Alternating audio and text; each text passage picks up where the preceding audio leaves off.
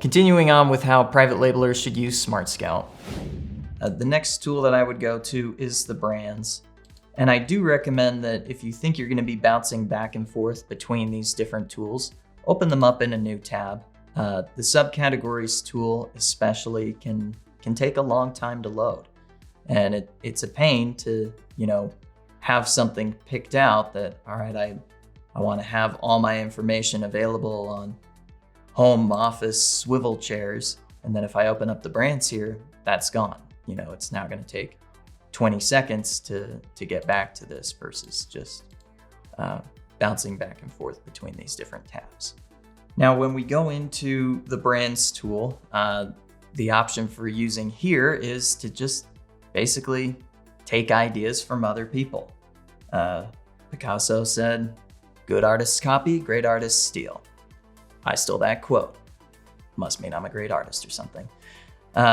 So we can use this to see what other people that we know about, what they're doing. Is there something that they do sell a lot of? All right, so this person here has a high monthly revenue, but a low brand score. So maybe they're not actually setting up their products for success very well, and it's succeeding in spite of that. Your goal is to find products that are doing well, even if they're not presented very well, because that's something where you as the new seller can succeed where somebody else has failed. You can also check to see if other people are on your listings. So once your brand is created and defined, maybe this is you, Hey Dude, you can see all the sellers on Hey Dude. Let's pretend that this is your name.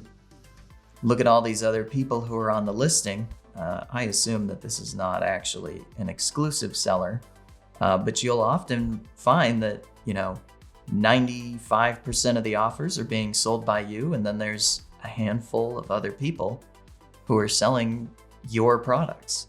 If it's something that you've created on your own, that would mean that they have to be offering something counterfeit, which, lost revenue is bad enough, but if they're selling a fake product, something that probably doesn't actually match the product description, that can lead to a lot of issues. So you really need to get those people off of your listings. So make sure to register your brand and get people kicked off that aren't selling your stuff. And you can get an idea of how much revenue you're losing.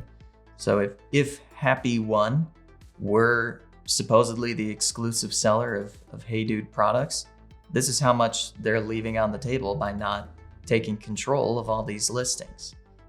Based on the fact that there's some major people like Zappos here, I assume that they do not have an exclusive sales deal. But you'll see it all the time when you're looking at smaller brands that 95% of the brand or 95% of the sales come from one seller, and then there's 5 or 6 people that are on one offering and they're taking, that other 5% of your revenue. That can be quite a bit. You don't want to lose that.